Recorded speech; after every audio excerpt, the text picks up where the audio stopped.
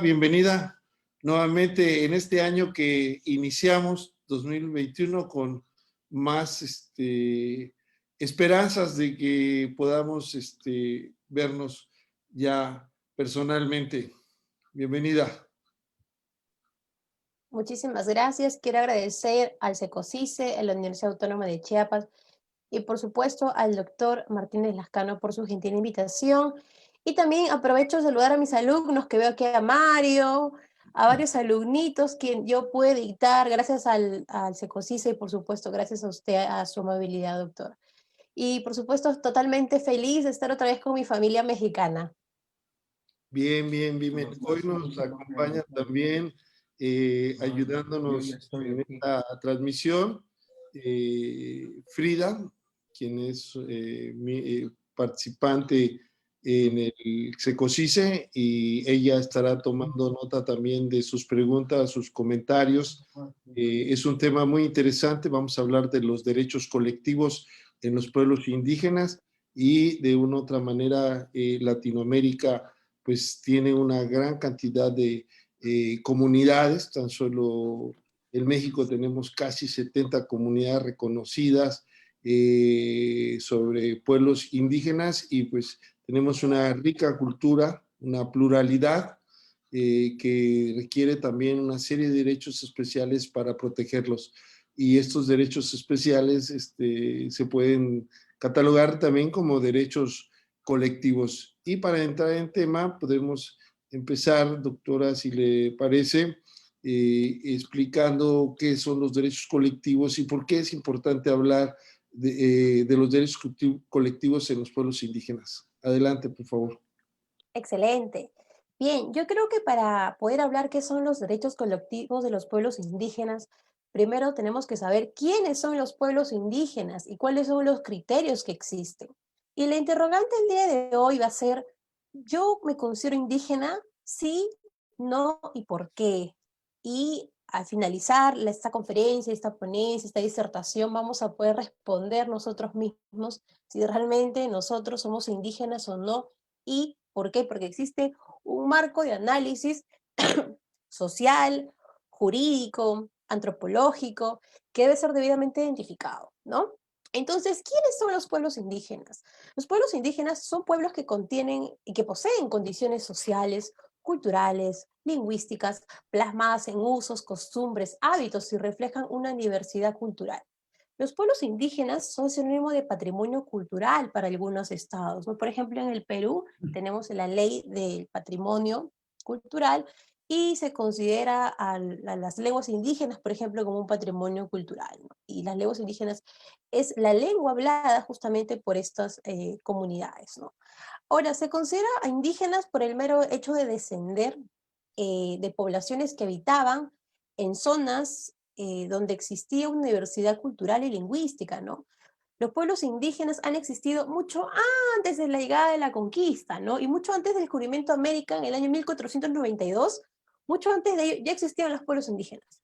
Por eso los pueblos indígenas son aquellos que poseen una conexión territorial e histórica, ¿no? Entonces, no cualquiera puede ser pueblo indígena, porque justamente para ser considerado miembro de un pueblo indígena, por el mero hecho de ese reconocimiento, yo poseo derechos colectivos exclusivos que más adelante lo vamos a explicar, ¿no? Entonces, en este marco estamos definiendo quiénes son los pueblos indígenas, ¿no? Se encuentran regidos totalmente, parcialmente también por sus propias costumbres, hábitos, usos, como ya lo he explicado, y por supuesto el derecho ha regulado una protección especial para estos pueblos, para esta colectividad.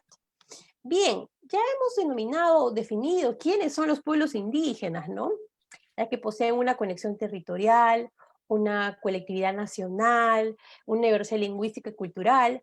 Vamos a ver algunas estadísticas, ¿no? Como bien lo ha dicho el doctor Martínez Lascano, en México existen 70 pueblos indígenas reconocidos constitucionalmente y también existen 68 lenguas indígenas, ¿no? Por ahí están mis alumnos que los he visto, ustedes saben que les he explicado en clase, para los que recién estamos aprendiendo, en México se promulgó una ley de derechos lingüísticos en el año 2001, ¿no? Y reconoce esta diversidad cultural y lingüística en su territorio.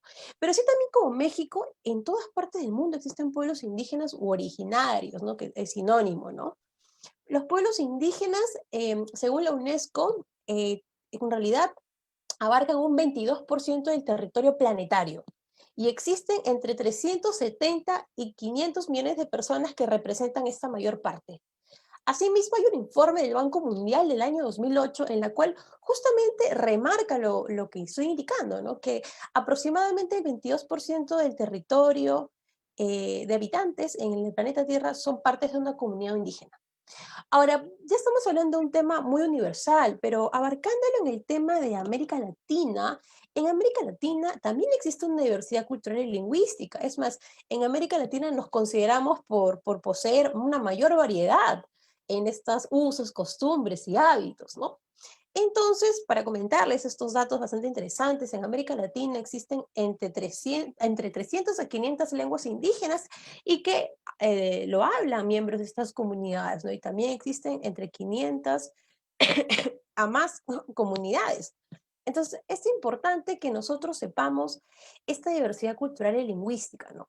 En el Perú existen 55 pueblos originarios reconocidos constitucionalmente mediante una ley y también mediante la base de datos del Ministerio de Cultura del Perú, ¿no? Entonces ya estamos viendo que en México existen 70 pueblos indígenas, se hablan 68 lenguas indígenas, en el Perú existen 55 pueblos indígenas y se dominan 48 lenguas indígenas, y así entre otros países. Por ejemplo, Colombia también posee una universidad cultural y lingüística, ¿no? Existen aproximadamente entre 70 a 100 pueblos indígenas y se dominan 65 lenguas originarias o también catalogadas como indígenas, ¿no? Entonces, para que se den cuenta que a nivel mundial existe esta diversidad cultural y lingüística que es sumamente rica, ¿no? Porque yo considero personalmente que los pueblos indígenas son sinónimo de patrimonio cultural. Entonces, ya hemos definido quiénes son los pueblos indígenas y las estadísticas. Ahora, ¿cuáles son los criterios para poder identificar a una persona que sea parte de un pueblo indígena, ¿no? Como les había comentado, la pregunta del día de hoy va a ser, ¿me considero indígena? ¿Sí o no? ¿Y por qué? Esta pregunta yo la hice a mis alumnos el primer día de clases y todos me dijeron que sí, pero yo me consideraré indígena, soy indígena, me podré considerar indígena personalmente, sí, pero para la ley, para el sistema universal de protección de derechos humanos, para el derecho convencional, yo seré indígena y poseeré derechos colectivos, y aquí les explicamos los criterios de identificación. Existen dos criterios de identificación: objetivos y subjetivos. Vamos a comenzar con el criterio subjetivo. ¿Y por qué comenzamos con este? Porque es el criterio más importante. ¿Qué quiere decir? Es la conciencia del grupo colectivo y también la conciencia de un miembro, un pueblo indígena de manera individual a poseer una identidad indígena. ¿Qué quiere decir? Que este elemento de identificación es el más importante. Yo podré tener una conexión territorial, podré haber nacido en una comunidad indígena, podré saber lenguas indígenas, vivir esos usos, costumbres y hábitos. Pero si yo no me considero indígena, no puedo ser, no, yo mismo no me autoidentifico, no formo parte de este criterio. Este es el criterio más importante. La autoidentificación, que forma parte del criterio subjetivo. Ahora vamos a ver el otro criterio, que es el criterio objetivo, y aquí se subdividen en continuidad histórica, conexión territorial y las instituciones distintivas. ¿Qué es la continuidad histórica, no? Son las sociedades que han existido mucho antes de la llegada del descubrimiento de América, ¿no? Y de la conquista, ¿no? Acuérdense que se descubrió América en el año 1492 y la conquista fue en el año 1532. Pero antes de eso ya existían los pueblos indígenas, ¿no? Y ha existido una continuidad histórica de las actuales fronteras estatales. Ahora vamos a ver la segunda parte del criterio objetivo, el segundo elemento, que es la conexión territorial, porque ellos han evitado en determinados espacios geográficos, han podido tener una especie de em, mudanza, o de repente cambio de territorio, pues puede ser por guerras, por terremotos, maremotos o eh, cualquier parte que pueda haber atentado contra su humanidad, contra su dignidad y también como persona, ¿sí? Por cualquier tipo de condición, pero han existido en esos territorios y en esos territorios han podido fomentar sus usos, costumbres y hábitos. Y aquí viene el otro elemento importante que forma parte del criterio objetivo, las instituciones distintivas, porque son sociedades que conservan aún sus instituciones propias. Y hablo de institución propia a su lengua, sus costumbres ancestrales, sus usos, hábitos, y lo más importante es que se mantienen y que se heredan, ¿no? De familia en familia, el uso de las lenguas indígenas, ¿no? Y todas son transmitidas de manera oral y también por parte de la convivencia misma, ¿no? Dentro de la familia y dentro de la comunidad. Estos son los criterios que deben de cumplir sí o sí una persona para ser considerada parte de un pueblo indígena u originario. Entonces, si yo, básicamente, puedo considerarme indígena, yo podría decir, sí, yo soy indígena, ¿no? Pero ante la comunidad internacional, el sistema de protección universal y regional de los derechos humanos, si yo no cumplo con estos criterios, yo no puedo exigir que se me otorguen unos derechos colectivos. Y aquí va lo que explicó el doctor Martínez Lacano, ¿no? Hizo un interrogante, ¿no? Él dijo, ¿qué son los derechos colectivos de los pueblos originarios o indígenas y por qué deben ser atribuidos? Los derechos colectivos de los pueblos indígenas son aquellos derechos que les son atribuidos básicamente porque forman parte de su naturaleza. ¿Qué quiere decir? Estamos hablando aquí del tema de la protección de su identidad cultural, identidad individual y colectiva como individuos. ¿Y por qué tienen derechos colectivos específicos y también de titularidad exclusiva? Por ejemplo, vamos a ver más adelante la educación intercultural y bilingüe como derecho, ¿no? Y por qué es exclusivo de los pueblos indígenas, o la salud intercultural o la consulta previa, porque básicamente protege su identidad como individuos y de esa manera permite que se desarrollen progresivamente, ¿no? Porque si los pueblos indígenas no tuvieran derechos colectivos, pues las empresas, las personas quienes no somos considerados como miembros de pueblos indígenas, podríamos abusar de ello, ¿no? Por ejemplo, una empresa minera, ¿no? Imaginemos de que quiere extraer minerales y ahí está un pueblo indígena, ¿no? Ellos tienen derecho a la consulta previa, ¿no? O antes de una construcción que se les consulte esta etapa, ¿no? Por eso justamente, porque se les protege y son consideradas como minorías culturales y lingüísticas a nivel internacional y también se autoidentifican no como individuos, sino como una colectividad, ¿no? Se trata de comunidades que constituyen su propia identidad cultural. Por eso poseen derechos colectivos, ¿no?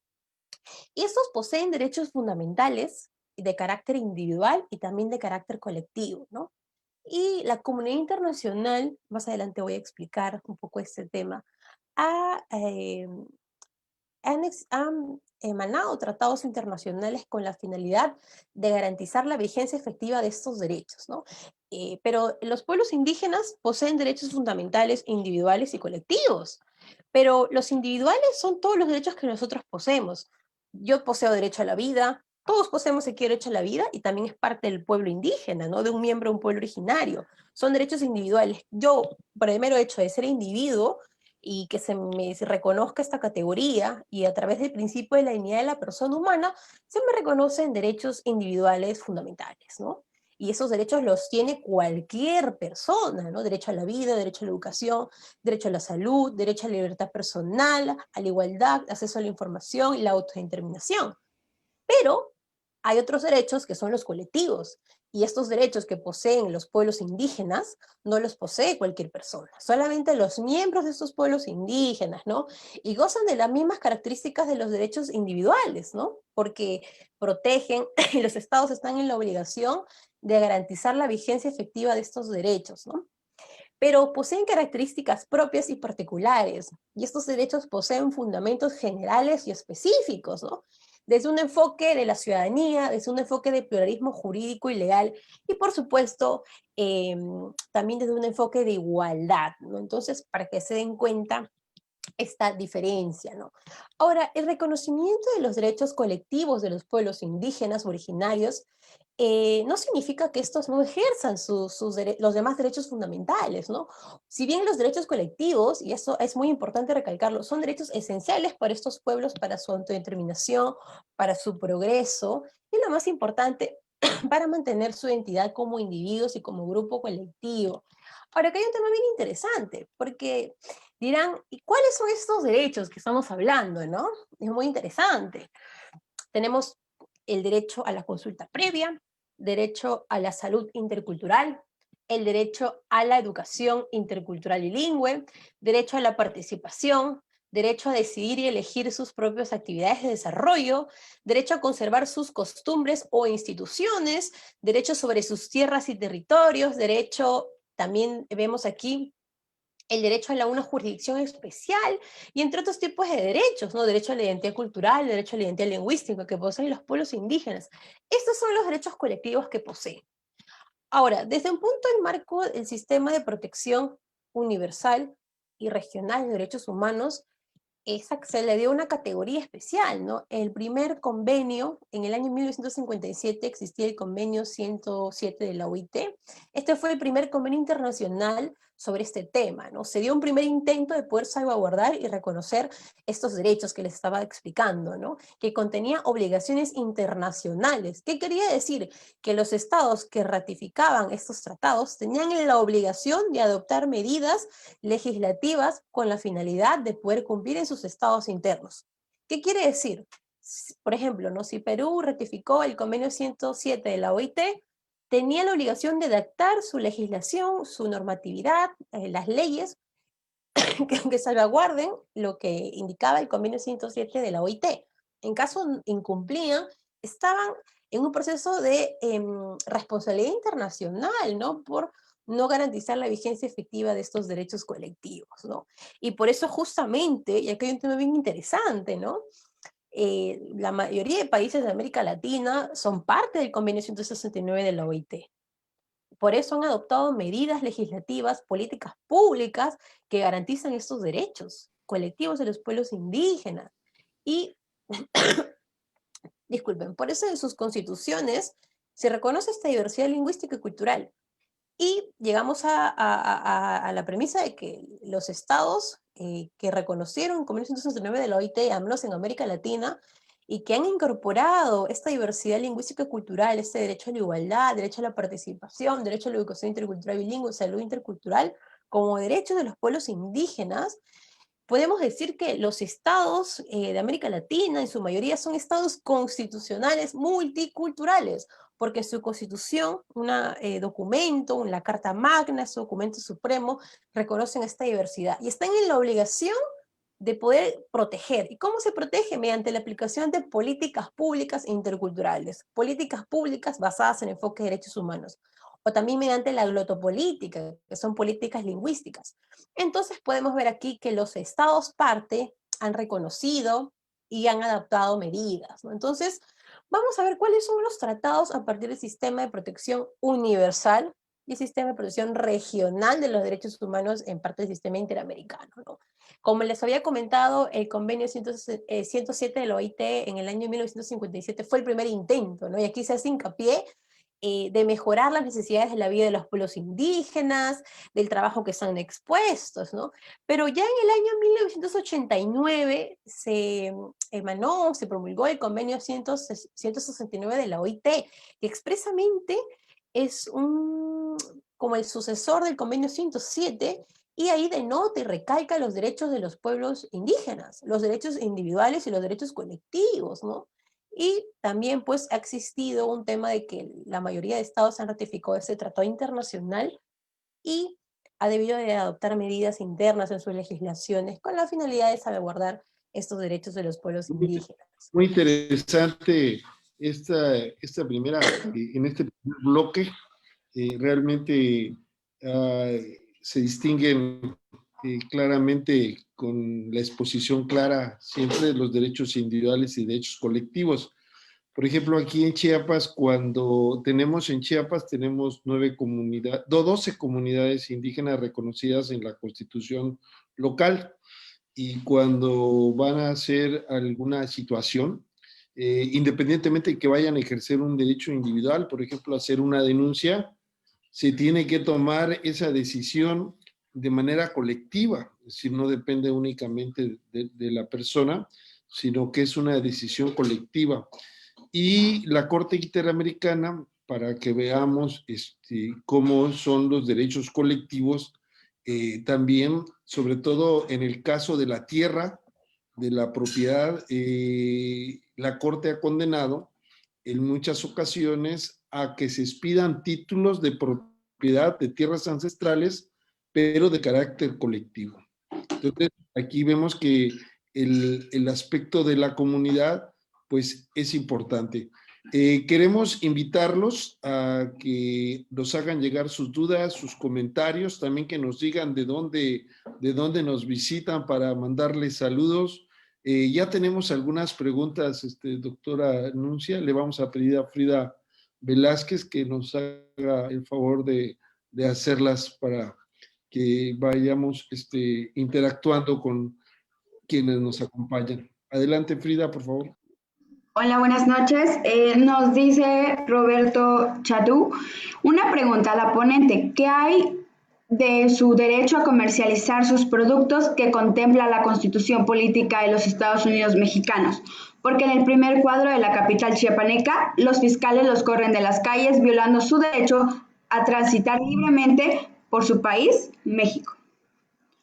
Excelente pregunta, pero eso es una pregunta de, bueno, a ver, bueno, vamos a contextualizar. Ustedes han escuchado mi acento, yo soy peruana, por si acaso, yo no aprendí en la Constitución mexicana. No obstante, puedo dar una noción de manera muy, desde una perspectiva internacional o parte de la aplicación del derecho convencional, para el sistema interamericano de los derechos humanos. Acuérdense de que estas comunidades tienen derechos individuales, ¿no? El derecho al tránsito libremente es un derecho individual de cualquier persona.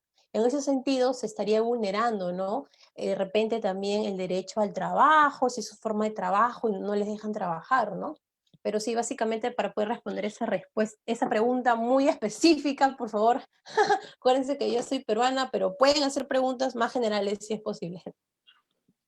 Voy a hacer un comentario respecto a esta situación. Desde luego, las personas que más requieren a veces por la falta de empleo, pues se hacen a formar parte del trabajo informal. Y entonces venden de manera ambulante en las calles sus productos. Esto no solamente es exclusivo de la población indígena, sino es una cuestión general. Y entonces nosotros tenemos en el artículo 5º constitucional que establece la libertad del trabajo. Sin embargo, para ejercer determinado trabajo se te requiere de permisos. Por ejemplo, pagar el derecho del uso de piso, cumplir con las normas administrativas. En este sentido, habría que ver si las personas que venden en la calle o de manera ambulante tienen algún permiso, y si tienen ese permiso, es obvio que siendo población indígena o no, pues se le está violando un derecho, pero depende del permiso. Es como, por ejemplo, vamos a poner otro ejemplo que se da mucho, no sé, en Perú, en Lima. Aquí se da mucho los taxistas que le llamamos piratas, que son aquellos que no tienen concesión y que de repente se dedican al servicio de transporte público a través de taxis. Bueno, ellos también tendrían derecho a trabajar, tendrían derecho, como lo establece el artículo 5º constitucional, al que he hecho referencia. Sin embargo, deben de cumplir con ciertos requisitos que, si no lo hacen, pues tendrán una sanción de carácter administrativa, ¿no? Eso sería no solamente para la población indígena, sino para toda la población en general, ¿no? Ese sería mi comentario. ¿De dónde nos ven y nos escuchan, Frida? Nos dice, bueno, María de Los Ángeles nos saluda desde Sonora. Jorge Pérez nos saluda desde Tuxtla Gutiérrez. Gabriela nos saluda desde La Concordia. Y hay una pregunta de Héctor Lara. ¿Existe otra convención aparte de las 107 y 169? Sí, por supuesto que sí. Uy, eso es amplio y justo ahora lo voy a decir. Solo para recalcar, la Convención 107 fue el primer convenio internacional sobre este tema, pero ya no está vigente, ¿no? Fue del año 1957, ¿no? Que está vigente desde la Convención 169 de la OIT del año 89, solo para hacer hincapié. Claro que sí, por supuesto. Por ejemplo, tenemos la Declaración del Río, en la cual declara a los pueblos indígenas eh, como grupos colectivos y grupos principales que deben fomentar su desarrollo para poder promover y facilitar el papel en estas comunidades, ¿no? También hay otra, la Declaración Universal de los Pueblos Indígenas, también hay un convenio sobre la biodiversidad biológica, la Convención de las Naciones Unidas contra la lucha de la desertificación, también contra la discriminación, eh, tenemos la Declaración Universal de los Derechos Lingüísticos, que habla mucho sobre el tema de lenguas indígenas y la protección de estas minorías. También hay sobre la Declaración y Programa de Acción de Viena. Aquí en esta declaración, bueno, es una conferencia en la cual hace mucho hincapié a los derechos de los pueblos indígenas y sobre todo incluye y hace mucha mención sobre los derechos de las mujeres indígenas, de las niños, niñas y adolescentes, ¿no? Y bueno, como les había explicado, el año 2007 la Declaración Universal de los Derechos de los Pueblos Indígenas. Solamente acuérdense que una declaración es un acto declarativo, ¿no? No tiene fuerza vinculante como un tratado internacional, acuérdense de eso, pero sí existen muchas más convenciones, ¿no? Y lo más importante, eh, hay un contenido, ¿no? Porque como les había comentado, en el convenio 169 de la OIT, en el artículo 2, por ejemplo, reconoce y protege el derecho a la identidad cultural, ¿no? Luego en los artículos siguientes, por ejemplo, en el artículo 6, en el artículo 17, reconoce el derecho a la participación, ¿no? El doctor Martínez Lascano está hablando mucho de ese tema, ¿no? Incluso cuando se quiere tomar una decisión, existen programas del Estado que involucran mucho de que estas comunidades puedan participar, se les pueda preguntar antes de tomar acciones, o incluso entre ellos mismos el derecho a la participación, ¿no? Participación judicial, en la participación dentro de un proceso de negociación, de la consulta previa, por ejemplo, ¿no? También existen otros derechos colectivos en esta convención, ¿no?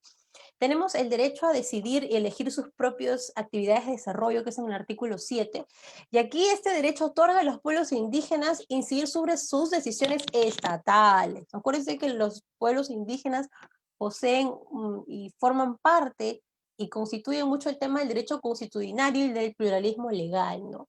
Entonces también un poco de esto, ¿no? Derecho a conservar sus costumbres y sus instituciones, ¿no? Bueno, este derecho aquí habla justamente que se reconoce sus instituciones sociales, económicas, culturales, educativas, lingüísticas, que fomenta sus prácticas, usos, costumbres, ¿no? Yo le hice una pregunta una vez a mis alumnos y les hago las preguntas aquí para interactuar. A mí me gusta mucho interactuar con el público para que se cambie mucho el esquema de la ponente que hable y luego las preguntas. Ahora yo les hago una pregunta y pueden responder escribiendo, a ver. Imaginemos de que yo estoy, y mis alumnos que están aquí no responden porque sé que lo saben. Imaginemos de que yo soy un alumno que tiene cabello largo, porque es parte de mi identidad cultural, ¿no? Es parte de mi costumbre, es derecho a conservar mi propia institución, ¿no? Imaginemos de que yo soy varón, un ejemplo, y tengo mi cabello largo, ¿no? Y en el colegio en donde estoy, yo soy el único varón que tiene cabello largo. Y el director me llama y me dice, te tienes que cortar el cabello porque en el reglamento dice que los varones tienen que ir con cabello corto y las chicas con cabello recogido, que eso es algo pues ya que ya no debería ser. La pregunta, ¿están atentando con mi derecho a conservar mis costumbres e instituciones en ese ámbito? Y solo quiero comentar de que yo soy hombre y soy indígena, ¿no? En este supuesto, ¿no? ¿Qué dice? ¿Qué dice el público? ¿Están atentando con este derecho o no están atentando y por qué? A ver, ¿qué opinan? Yo quiero leer comentarios, ¿no? Vuelvo a repetir el ejemplo, ¿no?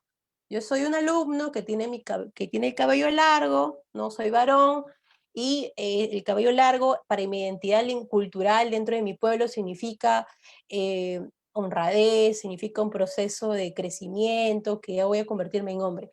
Pero en mi colegio me dicen, córtate el cabello, no, si no te cortas el cabello no puedes entrar. uy, todo el mundo yo me moriría, ¿no? Y tengo que cortarme el cabello. Y al cortarme el cabello significaría de que estoy deshonrando a mi comunidad. ¿Qué opinan? A ver, quiero leer los comentarios. Uy, acá dicen bastantes comentarios. No deberían porque están atendiendo nuestra identidad. Excelente. Acá María dice, pienso que atentan pues afecta a su identidad. Sí están atentando contra mi identidad cultural. Excelente, sí. Siempre y cuando yo sea parte o sea miembro de un pueblo indígena también, ¿no? Pero sí, afecta su identidad cultural definitivamente. Sí, y sí, eso pasa, ¿no? Yo sé que en muchas comunidades existe este tema, ¿no? De poder, de que tienen sus usos, sus hábitos. Tengo otra pregunta, a ver. Imaginemos de que mi mamá y mi papá hablan tzotzil occidental. Yo me sé las lenguas indígenas de México, por si acaso, ¿ah? Tzotzil occidental, imaginemos. Y lo aprendieron de manera oral. Y yo lo aprendí de manera oral, pero yo vivo en una comunidad, no vivo en una comunidad indígena, sino yo vivo en la ciudad. Por yo haber aprendido tzotzil, sectal, por mis abuelos y mi familia y mis ancestros, ¿yo soy indígena? ¿Sí o no y por qué? Solo por el mero hecho de haber aprendido tzotzil o sectal. A ver, ¿qué opinan? A ver, vuelvo a indicar el ejemplo, ¿no? Si yo, mis abuelos o mis tatarabuelos me enseñaron tzotzil y sectal de manera verbal, eh, en ese sentido, yo puedo ser considerada indígena por saber solamente tzotzil y sectal, ¿sí o no? A ver, dice sí, sí es indígena por herencia cultural. No son indígenas, pero es un aprendizaje cultural. No, porque se requiere la conciencia identidad. Excelente. A ver, Adriana, excelente. Porque si yo aprendí tzotzil o sectal por mis ancestros, mis abuelos, mis bisabuelos, etcétera, pero ellos no son parte de una comunidad o nunca fueron parte de una comunidad. Y por último, acá hay un tema bien interesante. Y si yo no me identifico, porque yo podré tener todas las características, haber poder conexión territorial, mm, fomentar los usos, costumbres y hábitos, pero acuérdense que la lengua, la lengua indígena se transmite de manera oral, sí es cierto, pero si solamente sé tzotzil y sectal, pero yo no practico las costumbres, usos y hábitos de mis abuelos, mis tatarabuelos que pertenecieron a una comunidad, y por último, yo no me identifico, yo no soy un pueblo indígena, ¿me entienden? Entonces, aquí por dice Rubelí dice no, porque carecen derechos colectivos. Acá dice Yasmín por descendencia, por sangre. Sí, será por sangre y por descendencia, es cierto, pero acuérdense que existen criterios para poder identificarse. Por más que yo pertenezca a una comunidad y yo no me autoidentifique, yo no puedo ser considerado como indígena, porque el criterio más importante es el criterio subjetivo, ¿no? Y acá dice, a ver, Zulbe dice no, porque la entidad es única y no pertenece a un grupo, ¿no? Excelente. Excelente. Sí, es un tema bastante interesante y es un tema de discusión y duraría horas y horas. Solo quiero terminar hablando del sistema de protección interamericano. Existen declaraciones y convenciones, por ejemplo, tenemos la Declaración Americana sobre el Derecho de los Pueblos Indígenas, la Declaración Americana de los Derechos y Deberes del Hombre, la Convención Americana sobre Derechos Humanos en sus artículos 1 y 1, inciso 1 y el artículo 24, protege y reconoce esta diversidad cultural y lingüística. Existe también la Comisión Interamericana contra el Racismo, la Discriminación y las formas conexas a la intolerancia. También tenemos la Declaración Americana sobre los Derechos de los Pueblos Indígenas del año 2016, ¿no? Entonces, de esta ponencia y de esta interacción concluimos que un pueblo indígena conserva gran parte y en su totalidad, ¿no? Sus tradiciones, ideologías, costumbres ancestrales, y no tan solo conservar, sino practicarlas, y es parte de su entidad. También podemos concluir el día de hoy que los tratados internacionales juegan un papel importante y trascendental porque protegen y garantizan los derechos individuales y colectivos de los pueblos indígenas, ¿no? Ya les he explicado cuáles son los derechos colectivos: derecho a la propiedad, derecho a las tierras ancestrales, derecho a la identidad cultural, derecho a la participación, derecho a decidir y a elegir sus prioridades de desarrollo, derecho a la consulta previa, el derecho a la educación intercultural bilingüe, el derecho a la jurisdicción especial, derecho a la salud intercultural, e infinidad de derechos que poseen los pueblos colectivos, que yo por el mero hecho de ser miembro de un pueblo originario y considerarme como tal, los estados deben garantizar esta vigencia efectiva de estos derechos, ¿no? También hemos... Excelente.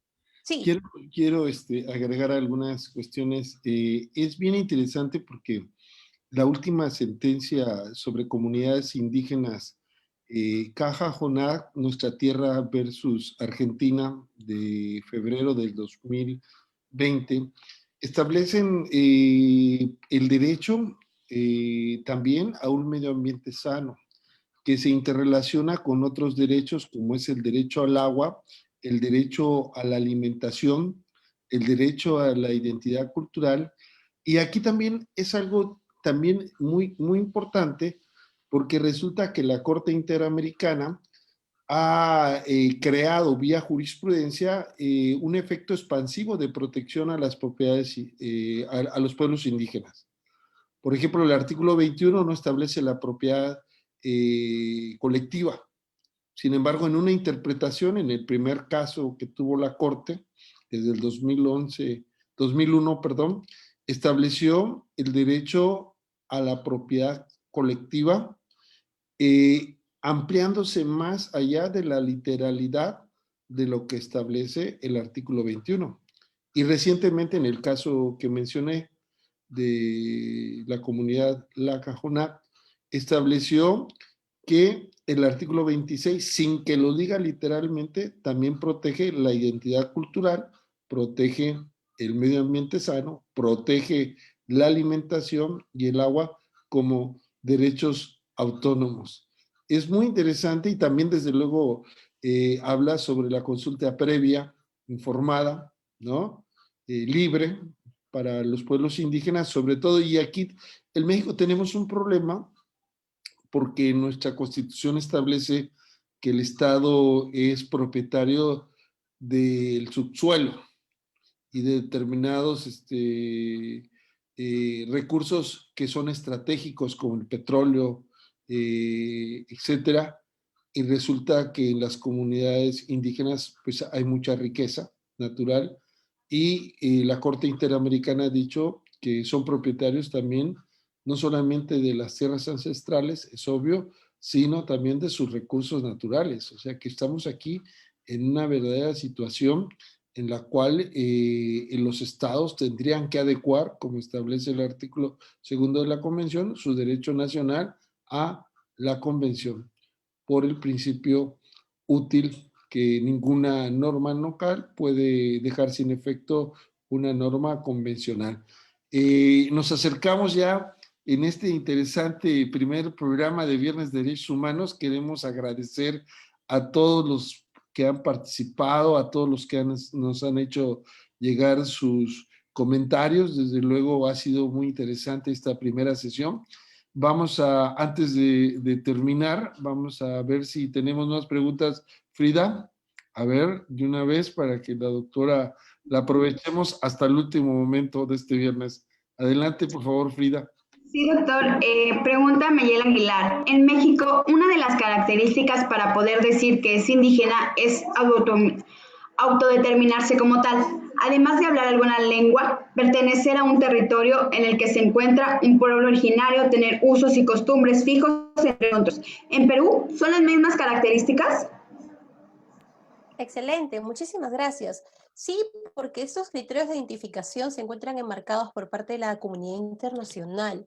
Entonces, estos criterios subjetivos y objetivos se aplican para cualquier miembro que es parte de un pueblo indígena y se cataloga como tal a nivel internacional, ¿no? No solamente se da en México o en Perú, ¿no? Y quiero hacer hincapié, como les había comentado, la mayor variedad lingüística y cultural existen en esos estados, ¿no? En México, en Perú, en Colombia, Ecuador, y por eso han adoptado medidas legislativas con la finalidad de salvaguardar estos derechos colectivos de los pueblos indígenas y se reconocen por eso justamente y denota esta característica en diferencia de otros estados, ¿no? Que son estados constitucionales multiculturales porque incluso sus constituciones indican, ¿no? Cuáles son los derechos de los pueblos indígenas y lo más importante, cuáles son los criterios de identificación, a quién se le domina indígena, ¿no? Nora nos hace la pregunta, en el marco de los derechos colectivos e individuales para la población indígena, ¿cuál es el límite para la protección a la niñez, para quedar protegidos ante ciertos usos y costumbres que ponen en riesgo la integridad de la infancia y adolescentes, en específico matrimonios forzados por usos y costumbres. Excelente.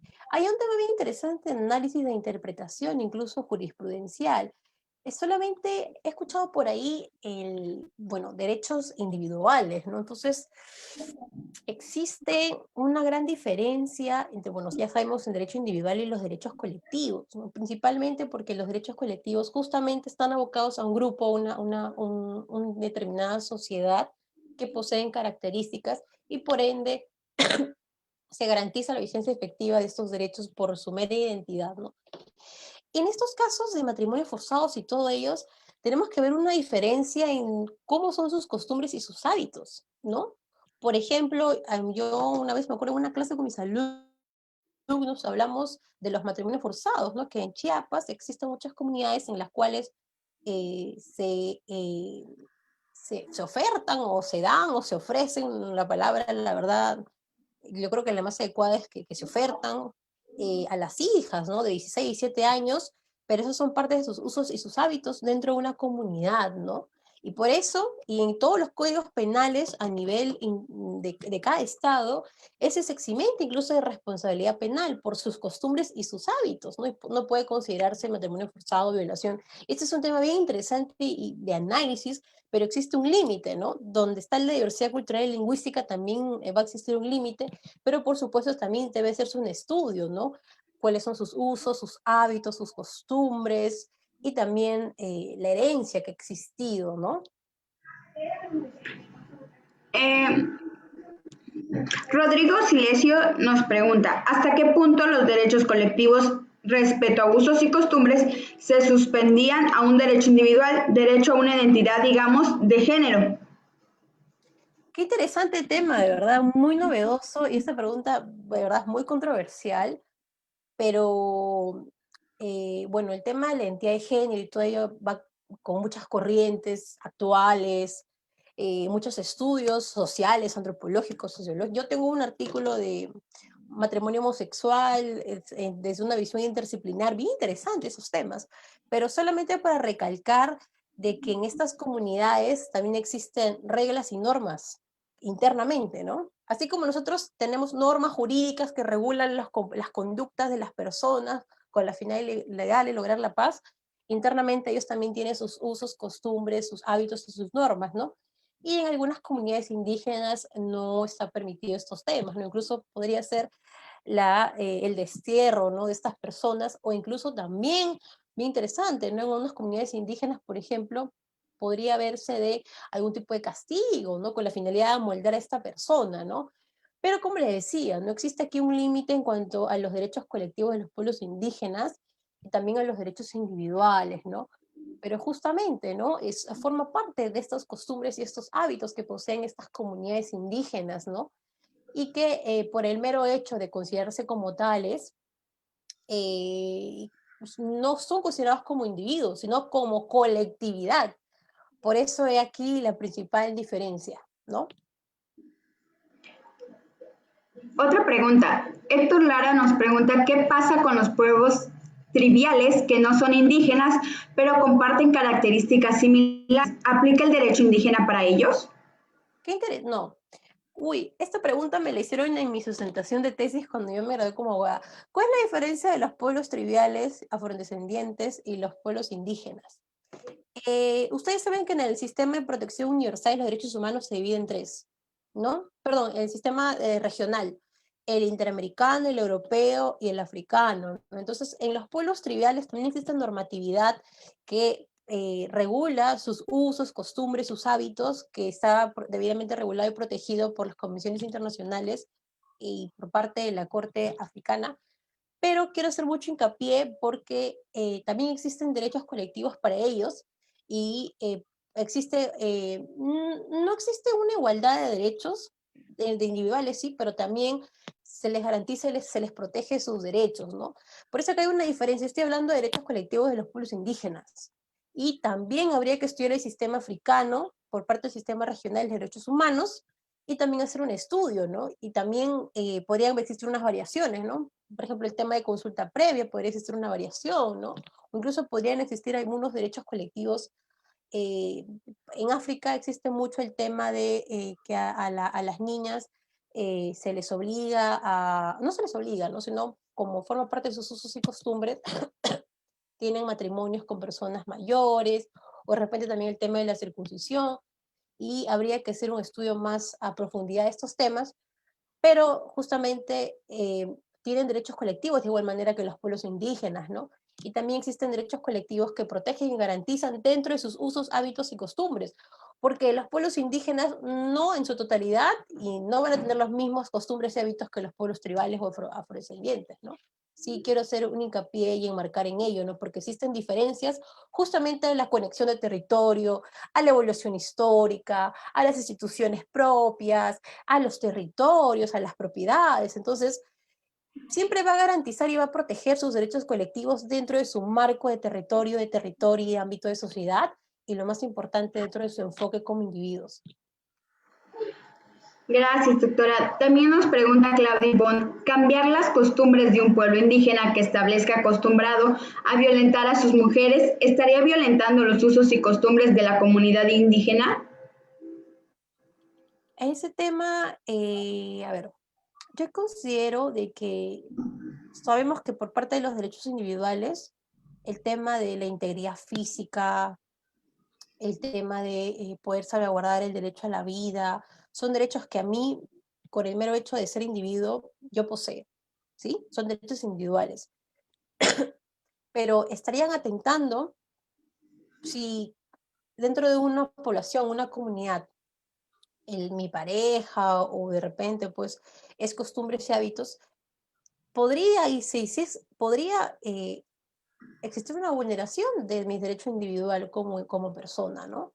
Porque tengo derecho a la integridad física. Incluso existe la Comisión Belén do Pará, que erradica el tema de violencia contra la mujer. Entonces, ahí sería un tema bien interesante, ¿no? Porque ahí se podría aplicar el análisis del derecho convencional, ¿no? Pero definitivamente yo tengo derecho a la integridad física, ¿no? A mi bienestar individual y personal. Y eso es un derecho individual que posee cualquier persona. No solamente si soy indígena o no soy indígena, no. Y existiría aquí un límite del derecho colectivo, ¿no? Porque no es que yo tengo derechos colectivos y yo voy a, sobrepaso, no existen límites que forman, esos límites son llamados los derechos individuales, y lo más importante, con la finalidad de que no transgreda el principio de la dignidad de persona humana y el orden público y las buenas costumbres. Nos preguntan, ¿por qué hay pueblos en los que aún no hay el derecho a la educación para todos los menores? Ese tema a mí me encanta. Claro, lo que sucede es que el derecho a la educación intercultural bilingüe es un derecho colectivo, exclusivo y autónomo de los pueblos indígenas, y está reconocido a nivel internacional en los tratados internacionales por parte del sistema universal, y también en los tratados. Es las obligaciones de los estados adoptar medidas necesarias con la finalidad de garantizar una educación desde dos cosmovisiones, desde una cosmovisión cultural y lingüística. Ahora, ya ha reconocido el sistema universal este derecho, que es fundamental, es un derecho colectivo de los pueblos indígenas, ¿no? Por ende, los estados han adoptado medidas con la finalidad de aplicar este derecho y garantizar la vigencia efectiva mediante políticas públicas. Ahora, de que, como se dice en Perú, en la cancha, que quiere decir que en la realidad no se aplique, existiría una vulneración del derecho a la educación intercultural bilingüe. ¿Y cómo se intensifica este derecho? Si yo soy parte de una comunidad indígena y dentro de mi comunidad la lengua que yo domino es una lengua mayoritaria, es una lengua de predominancia, yo debo recibir educación en mi idioma, en mi lengua materna. Y por eso se habla aquí de la educación intercultural bilingüe. Recibo educación en la lengua oficial del país, que podría ser pues castellano, español, depende del país, y en mi lengua indígena, ¿no? Y no solamente en el ámbito educativo, ¿no? A nivel inicial y primaria, sino también secundaria, incluso en la universidad, ¿no? Existe la educación intercultural a nivel universitario.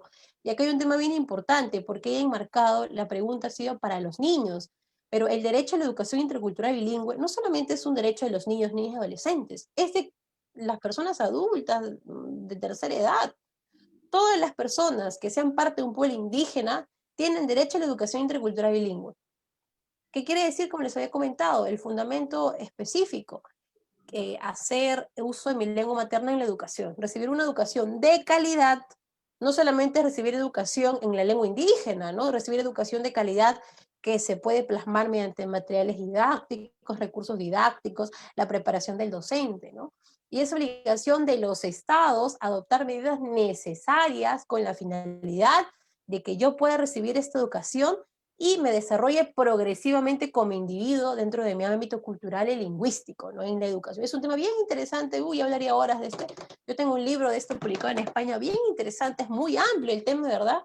Seguramente va a ser discusión en otro momento, pero sí, solo quiero hacer hincapié en ese sentido. Excelente. La verdad es que se han tocado temas fundamentales y que sí quedan todavía por hacer muchas reflexiones. Por ejemplo, se pregunta si la consulta debe ser de manera colectiva e individual, pero aquí también habría que tomar en cuenta que estamos hablando de las comunidades, no de la comunidad. Es decir, estamos hablando de la pluralidad que existe no solamente entre los mestizos, vamos a llamarles, y la población indígena. Hay muchas comunidades indígenas que tienen diferentes usos y costumbres. Ahora son temas también muy difíciles el tratar, por ejemplo, problemas de alcoholismo en la población indígena, problemas de violencia de género, problemas de desplazados forzados. Son muchos temas realmente que tenemos que reflexionar respecto a las comunidades indígenas. Ahora también nos dicen por ahí, bueno, ¿y por qué si estamos hablando de las comunidades indígenas, por qué no hay un traductor? Bueno, imagínense cuántas traductores necesitaríamos, ¿no? Si quisiéramos incluir a todos, pues estaríamos hablando de, ya dijimos, de los casi 70 grupos étnicos que solo hay en México, en Chiapas 12, y también una cuestión que me llamó la atención que alguien puso por ahí y tiene razón, que nosotros cuando se habló del pelo largo, el cabello largo, doctora Anuncia, nosotros tenemos la fortuna de tener dentro de los grupos indígenas a los lacandones. Y los lacandones usan el pelo largo, es decir, lo usan como, vamos a decir, como lo usa una mujer, pero una mujer que usa el pelo largo. Entonces, ahí está el respeto a la identidad y a la dignidad de las personas. En última instancia, cada quien puede, sin agraviar a los demás, pues vestirse y querer ser singular como quiera, ¿verdad? Bueno, ¿cuáles serían las grandes conclusiones en esta charla tan interesante? La verdad, también me da mucho gusto y quiero felicitar a todos los que nos están viendo y escuchando, aprovechando las reflexiones conjuntas que se han hecho, porque ha habido una interacción muy interesante y que de ahí nos damos cuenta que es un tema que va para más, ¿no? No para tratar en un solo programa, quizás tendríamos que hablar de temas más específicos eh, en cuestión de la población indígena. Pero podemos empezar a sembrar semillas donde tengamos que reflexionar y considerar todos estos derechos colectivos a los que nos hemos referido. ¿Cuáles serían las conclusiones, profesora Anuncia? Miran. Sí, gracias. Bueno, de esta ponencia, de esta disertación, de esta coloquio, concluimos de que, como ya les había comentado, un pueblo indígena conserva gran parte de sus tradiciones, gran parte de su totalidad, sus tradiciones, ideologías, costumbres, lenguas ancestrales, ¿no? Que los tratados internacionales, a través del sistema de protección universal y regional de derechos humanos, juegan un papel trascendental para que estos pueblos indígenas puedan hacer valer sus derechos y que los estados puedan garantizar la vigencia efectiva de estos. También concluimos de que existen diferentes tipos de criterios de identificación, ¿no? Criterio objetivo y subjetivo para poder calificar a una persona como miembro de un pueblo indígena, ¿no? Y por supuesto también concluimos de que la discriminación es una brecha que no permite que se garantice la vigencia efectiva de estos derechos colectivos.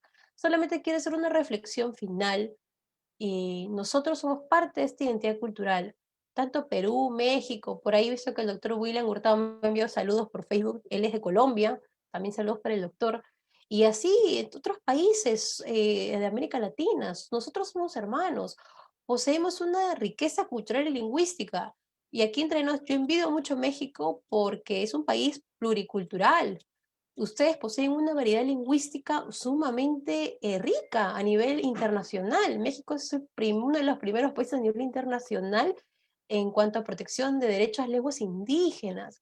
La reflexión final sería que todos nosotros podamos aprender y conocer a los pueblos indígenas. No nos conformemos con esta conferencia, porque la idea es que fomentemos la intercultural, ese diálogo entre dos o más culturas.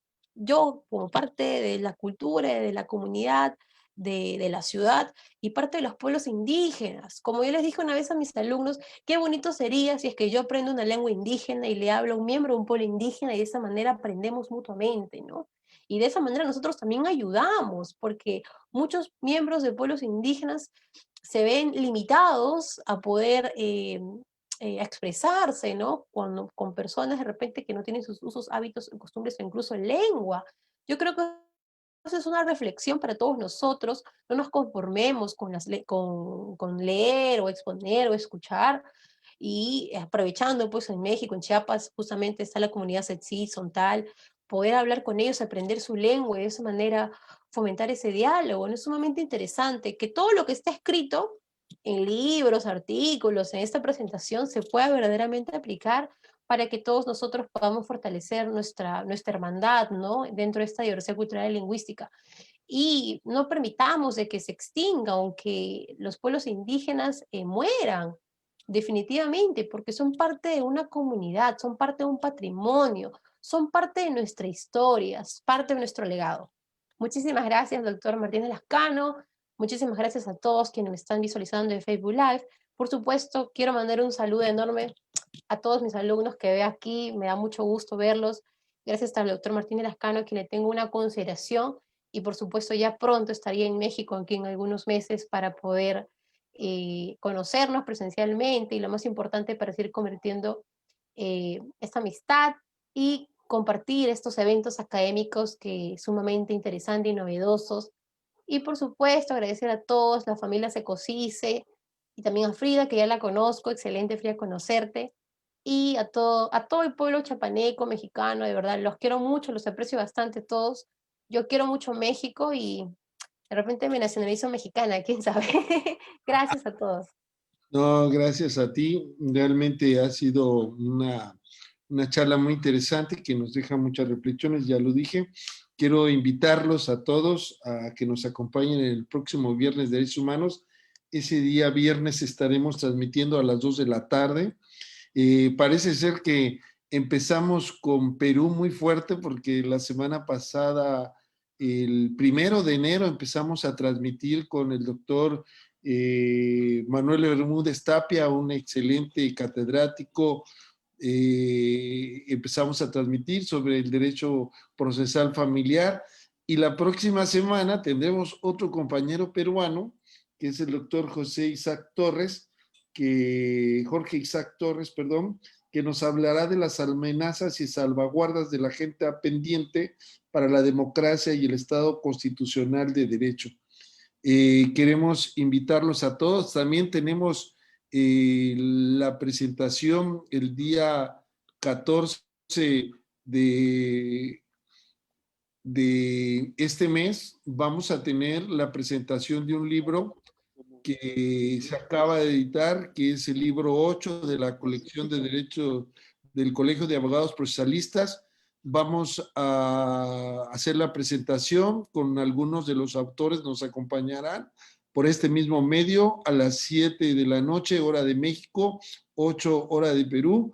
Vamos a regalar algunos ejemplares de manera en PDF para que de una u otra manera tengan acceso a ello, a la literatura. Es muy importante prepararse, saber argumentar y saber defender derechos humanos, y una de las formas es a través de la palabra, el conocimiento y el ejercicio constante.